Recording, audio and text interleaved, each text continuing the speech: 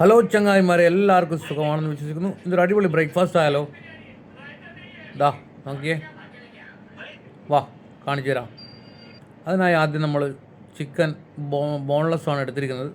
അതിനെ നന്നായിട്ട് വെട്ടി ഇതിന് വേണ്ടിയിട്ടുള്ള മസാല തയ്യാറെടുക്കാൻ വേണ്ടിയിട്ട് കറിവേപ്പില, മല്ലിയില, മഞ്ഞൾപ്പൊടി, മുളക് പൊടി, ഗരം മസാല, പിന്നെ നമ്മൾ ഫ്ലേവറിനായിട്ട് ചിലപ്പം ചിക്കൻ ആഡ് ചെയ്തിട്ടുണ്ട്.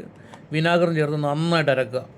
എന്നിട്ട് അത് ചിക്കനിലേക്ക് വെച്ചിട്ട് ഒരു അരമണിക്കൂർ റെസ്റ്റ് ചെയ്യാൻ വെക്കുക. നമ്മൾ പുട്ടാണ് ഉണ്ടാക്കാൻ പോകുന്നത്. അതിൻ്റെ പുട്ടുപൊടി എടുത്തിട്ടുണ്ട്. ഒരു ഗ്ലാസ് പുട്ടുപൊടിക്ക് ഒരു ഗ്ലാസ് വെള്ളം, അതാണ് രീതി. പിന്നെ നമുക്ക് ചിക്കൻ ഒന്ന് ഫ്രൈ ചെയ്തെടുക്കുന്നുണ്ട്.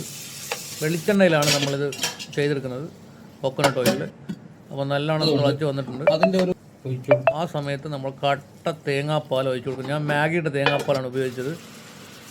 ഈ പരുവമായിട്ടുണ്ട്. നല്ലോണം കുറുക്കിയെടുക്കുക.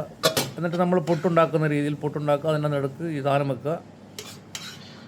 അപ്പം ഞാനിത് ആക്ച്വലി കണ്ടത് നമ്മുടെ ബേസിൽ ജോസഫിൻ്റെ പ്രോൺസ് നിർവാണ, അതിൻ്റെ ഒരു റെസിപ്പിയാണിത് ഏകദേശം. അങ്ങനെ നിങ്ങളൊന്ന് ട്രൈ ചെയ്ത് നോക്കുക. അടിപൊളിയായിരുന്നു സംഭവം. അപ്പോൾ നിങ്ങളും ട്രൈ ചെയ്തിട്ട് ഫീഡ്ബാക്ക് അറിയിക്കുക.